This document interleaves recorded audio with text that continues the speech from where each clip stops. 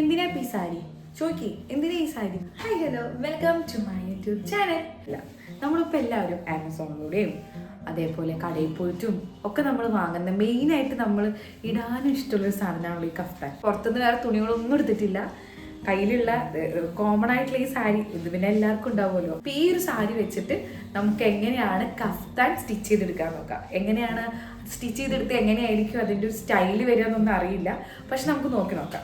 Okay, ആദ്യം നമ്മുടെ ഇറക്കം നോക്കുക. അതായത് നമ്മളൊരു ഇപ്പം എനിക്ക് അമ്മ എടുത്തിരിക്കുന്നത് 50 സെൻറ്റിമീറ്ററാണ്. കഫ്താനാകുമ്പോൾ കുറച്ച് ഇറക്കത്തിൽ കിടക്കണമല്ലോ, അതാണല്ലോ അതിൻ്റെ ഒരു ബ്യൂട്ടി.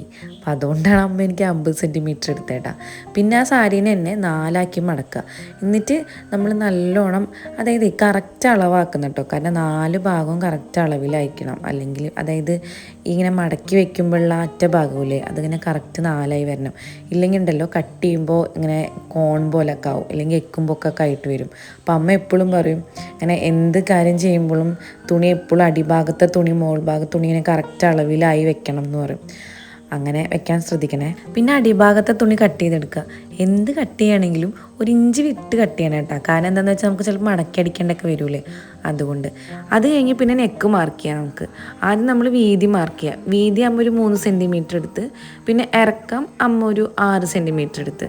അപ്പോൾ നമ്മുടെ ഇറക്കത്തിനനുസരിച്ച് മതി. എനിക്ക് നമ്മൾ വി കട്ടാണ് ഉദ്ദേശിക്കുന്നത് കേട്ടോ നെക്ക്. അപ്പോൾ നമുക്ക് ഇനി അധികം വി ആവുമ്പോൾ എനിക്ക് വലിയ താല്പര്യമില്ല. അപ്പോൾ ഞാൻ അമ്മയോട് പറഞ്ഞു അധികം ഇറക്കം വേണ്ട, നോർമൽ ഒരു വി മതി എന്ന് പറഞ്ഞു. അപ്പോൾ അതിനനുസരിച്ച് ഇറക്കാം, നമുക്ക് കൂട്ടാം, നിങ്ങളുടെ ഇഷ്ടം. പിന്നെന്ന് പറഞ്ഞാൽ എനിക്കുണ്ടല്ലോ ഈ കണക്ക് നോക്കി മാർക്ക് ചെയ്ത് തയ്ക്കണ പരിപാടിയൊന്നും എനിക്കിഷ്ടമല്ല. എനിക്ക് തയ്ക്കാനറിയാം, പക്ഷേ എനിക്ക് എന്താണെന്ന് പ്രശ്നം വെച്ചാൽ ഈ കണക്ക് നോക്കി അമ്മൊക്കെ എന്ത് തയ്ക്കുകയാണെങ്കിലും കറക്റ്റ് കണക്കൊക്കെ നോക്കി തയ്ക്കും. എനിക്കതൊന്നാമത് മനസ്സിലാവില്ല. എനിക്കതൊക്കെ ഭയങ്കര റിസ്ക്കുള്ള പരിപാടിയാണ്. തയ്ക്കാം, കട്ട് ചെയ്ത് തന്നാൽ തയ്ക്കും അങ്ങനെ. ഇനിയിപ്പോൾ നമ്മൾ അടുത്തത് നമ്മൾ ബാക്കും ഉണ്ടല്ലോ ഫ്രണ്ടും ഉണ്ടല്ലോ. അപ്പോൾ ബാക്കിനൊക്കെ എനിക്ക് വൈഡ് മതി, ഫ്രണ്ടിനൊക്കെ എനിക്ക് വി വേണം. അപ്പോൾ അമ്മ എന്ത് ചെയ്തെന്ന് വെച്ചാൽ ആ സാരീനെ തന്നെ നീളനെ മടക്കിയിട്ട് വെച്ചു. അപ്പോൾ എന്തായി, നമുക്ക് ഫ്രണ്ടും ബാക്കും സെപ്പറേറ്റ് കിട്ടും. മോൾ ഭാഗത്തെ തുണി ഫ്രണ്ടും അടിഭാഗത്തെ തുണി ബാക്കും, അങ്ങനെയാണ് അമ്മ അത് വെച്ചിരിക്കുന്നത്. ഇനി നമ്മൾ ആ മടക്കിയ ഭാഗമില്ലേ, അതായത് ഫ്രണ്ടിനെയും ബാക്കിനെയും സെപ്പറേറ്റ് ചെയ്യാൻ പോവുക. അപ്പോൾ നമ്മൾ മടക്കി വെച്ചിട്ട് അതിൻ്റെ നടുവിലൂടെ കട്ട് ചെയ്തെടുക്കുക. അപ്പോൾ എന്തായി, ഫ്രണ്ടും സെപ്പറേറ്റായി ബാക്ക് പോർഷനും സെപ്പറേറ്റായി. ഇതാണ് ഫ്രണ്ട്. എന്തൊരു അളവ് എടുക്കുകയാണെങ്കിലും, ഇപ്പോൾ നെക്കിന് വരയ്ക്കുകയാണെങ്കിലും ബാക്ക് നെക്കിന് വരയ്ക്കുകയാണെങ്കിലും എന്ത് വരയ്ക്കുകയാണെങ്കിലും 1 ഇഞ്ച് കൂട്ടിയെടുക്കണം കേട്ടോ. കാരണം നമുക്ക് മടക്കി അടിക്കേണ്ടി വരും, നമ്മൾ ഞാൻ ആദ്യം പറഞ്ഞ പോലെ. അതാണ് കേട്ടോ അമ്മ വരയ്ക്കണത്. അതായത് ഒരു 6 എടുത്ത് 6.5 ആക്കിയെടുത്തു. അപ്പോൾ മടക്കി അടിക്കുമ്പോൾ കറക്റ്റ് 6 നിൽക്കും അങ്ങനെ. എന്നിട്ട് നമ്മൾ ചോക്ക് കൊണ്ട് ജസ്റ്റ് ഒന്നിങ്ങനെ ഇതേപോലെ അമ്മ ചെയ്യുന്ന പോലെ ഒന്നിങ്ങനെ ജസ്റ്റ് ഒന്നിങ്ങനെ മാർക്ക് ചെയ്ത് വിടുക. എന്തിനാന്ന് വെച്ചാൽ കറക്റ്റായിട്ട് ആ ഒരു വി കിട്ടാൻ വേണ്ടിയിട്ട്. ഒന്നിങ്ങനെ വളച്ചെടുത്ത് വരച്ചാൽ നമുക്ക് അടിക്കുമ്പോൾ കറക്റ്റായിട്ട് കിട്ടും കേട്ടോ. അത് കഴിഞ്ഞ് അടുത്തത് ബാക്കാണ്. ബാക്ക് ഞാൻ റൗണ്ടാണ് പറഞ്ഞത്. എനിക്ക് ബാക്കിനേക്കും അധികം ഇറക്കം വേണ്ട, ഫ്രണ്ടും എനിക്ക് അധികം ഇറക്കം വേണ്ട. അതുകൊണ്ടാണ് ഇങ്ങനെ ചെറിയ അളവ് എടുക്കണം കേട്ടോ. നിങ്ങളെല്ലാവരുടെ ഇഷ്ടം കേട്ടോ. ഇപ്പോൾ 6 5 ഒക്കെ നിങ്ങളുടെ ഇഷ്ടം. ഇപ്പോൾ എനിക്ക് ഇത്ര മതി, അതുകൊണ്ടാണ് എടുത്തത്.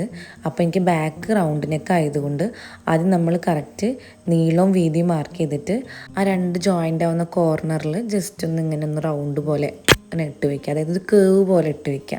അപ്പോൾ നമുക്ക് എളുപ്പമായിട്ട് കട്ട് ചെയ്തെടുക്കാനും അതേപോലെ തയ്ക്കാനും എളുപ്പമാണല്ലോ. അങ്ങനെ ഇത് പിന്നെ ലൈനിങ്ങാണ്. സെയിം നമ്മൾ ആ തുണിയിൽ എന്താണോ ചെയ്തത് അതേപോലെ ലൈനിങ്ങിലും ചെയ്യുക. 4 മടക്കിയതിന് ശേഷം ഫ്രണ്ടും ബാക്കും സെപ്പറേറ്റ് ആക്കുക. അത് കഴിഞ്ഞിട്ട് പിന്നെ ഫ്രണ്ട് നെക്കിന് കറക്റ്റ് നമ്മൾ എത്രയാണോ എടുത്ത് അതേപോലെ ഫ്രണ്ട് നെക്ക് മാർക്ക് ചെയ്യുക, പിന്നെ ബാക്ക് നെക്ക് മാർക്ക് ചെയ്യുക. ഇതിപ്പോൾ നമ്മൾ ഫ്രണ്ട് നെക്കിൻ്റെയാണ് ചെയ്യുന്നത്. സെൻറ്റർ കിട്ടാൻ വേണ്ടിയിട്ടാട്ടോ അങ്ങനെ ഒരു വരടുന്നത്, അല്ലാണ്ട് വേറെ ഒന്നുമല്ല. അപ്പോഴാണ് നമുക്ക് കറക്റ്റ് കിട്ടുള്ളൂ. അതിന് വേണ്ടിയിട്ടാണ്. ലൈനിങ് കൂടെ ശരിയായി കഴിഞ്ഞ് കഴിഞ്ഞാൽ ബാക്കി നമുക്ക് അടിച്ചു തുടങ്ങാം. കാരണം കഫ്താന് വേറെ പണിയൊന്നുമില്ല, സിമ്പിളാണ്. സൈഡും പിന്നെ നെക്ക് പോർഷനും മാത്രം റെഡിയാക്കിയാൽ മതി. കാരണം ഷോൾഡറൊന്നും അധികം നോക്കേണ്ട ആവശ്യമില്ലല്ലോ.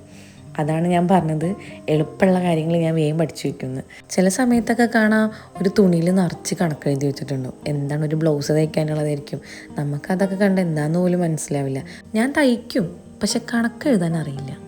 അതായത് ഇത്ര ഇഞ്ചിന് ഇത്ര അളവിൻ്റെ സെൻറ്റർ മാർക്ക് ചെയ്യുക, പിന്നെ ഇങ്ങനെ വളച്ചെടുക്കുക, അതൊന്നും എനിക്കറിയില്ല. ഒന്നാമത് പഠിക്കാൻ ശ്രമിച്ചിട്ടില്ല, മടിയാണ്. ഒന്നാമത് എനിക്ക് ഇൻട്രസ്റ്റ് ഇല്ലാത്തൊരു മേഖലയാണ് ഈ കണക്ക് എന്ന് പറയുന്നത്. അതുകൊണ്ട് ഞാൻ അധികം ഒന്നും ആ ഒരു പരിപാടിയിലേക്ക് ഞാൻ പോകാറില്ല. പക്ഷെ എനിക്ക് കഫ്താൻ ഇഷ്ടമായി. കാരണം എന്താണെന്ന് വെച്ചാൽ അധികം കണക്കില്ല. കാരണം വേറെ അളവ് എടുക്കേണ്ട ആവശ്യമൊന്നുമില്ലല്ലോ. നമ്മുടെ ഒരു ഇറക്കവും നെക്കും മാത്രം കട്ട് ചെയ്തെടുത്ത് കഴിഞ്ഞാൽ കഫ്താനായി. സത്യം പറഞ്ഞാൽ അതാണ് ഞാൻ എന്നെപ്പോലെ തയ്ക്കാൻ അറിയുന്നവരുണ്ടാവും, പക്ഷെ വെട്ടാൻ അറിയാതെ മടി പിടിച്ചിരിക്കുന്നവരുണ്ടാവുമല്ലോ. അപ്പോൾ എന്നെപ്പോലെ തയ്ക്കാൻ അറിയാം, പക്ഷേ എനിക്ക് വെട്ടാനും കണക്കെഴുതാനും ഒന്നും അറിയില്ല എന്ന് പറയണവർക്ക് വേണ്ടിയിട്ട് എളുപ്പത്തിൽ തയ്ച്ചെടുക്കാൻ പറ്റിയതാണ് കഫ്താൻ. അതുകൊണ്ടാണ് ഞാൻ കഫ്താൻ കാണിക്കുന്നത് കേട്ടോ. അങ്ങനെ ടഫുള്ള കാര്യങ്ങളൊന്നും ഞാൻ കാണിക്കില്ല, കാരണം എനിക്കറിയില്ല അതുകൊണ്ട്. പക്ഷെ അമ്മ തയ്ക്കണ കണ്ടപ്പോൾ എനിക്ക് തോന്നി ഇത്ര എളുപ്പമായിരുന്നു കഫ്താൻ എന്ന് എനിക്ക് തോന്നിയത്. അതുകൊണ്ടാണ് ഞാൻ ഒന്നും കൂടെ അമ്മേനോട് എളുപ്പ വഴിയിൽ കാണിച്ചു തരാൻ പറഞ്ഞത്.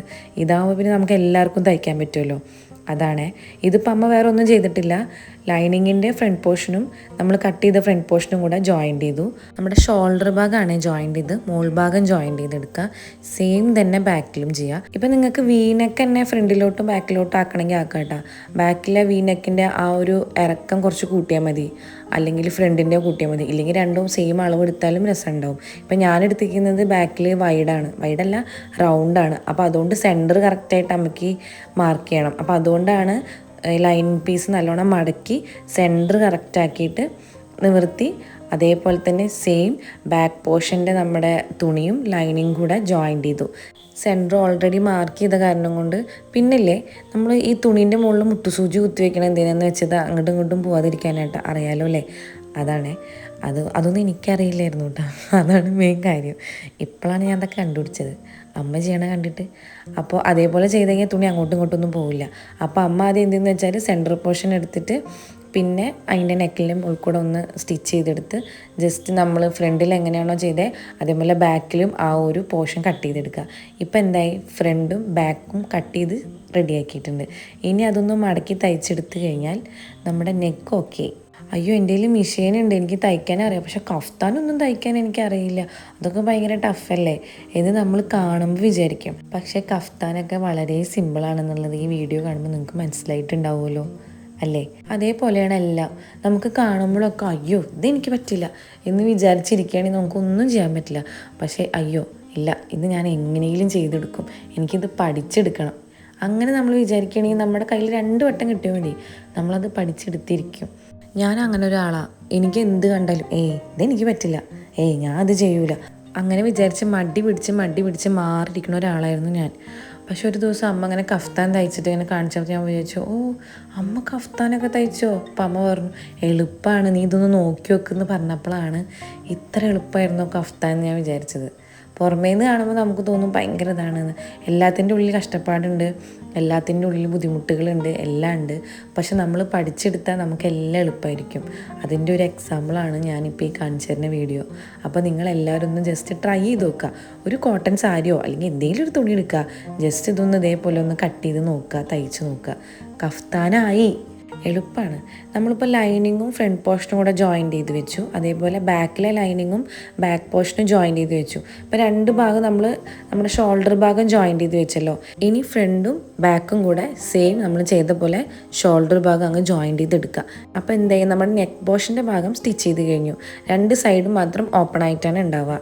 നമ്മൾ ഈ ഷോൾഡർ ഭാഗം അടിച്ച് കഴിഞ്ഞാൽ നിങ്ങൾക്ക് അങ്ങ് തിരിച്ചിട്ട് കഴിഞ്ഞാൽ നിങ്ങൾക്ക് മനസ്സിലാവും ഇത് നമ്മൾ എവിടം വരെ എത്തി ഈ കഫ്താൻ എന്നുള്ളത്.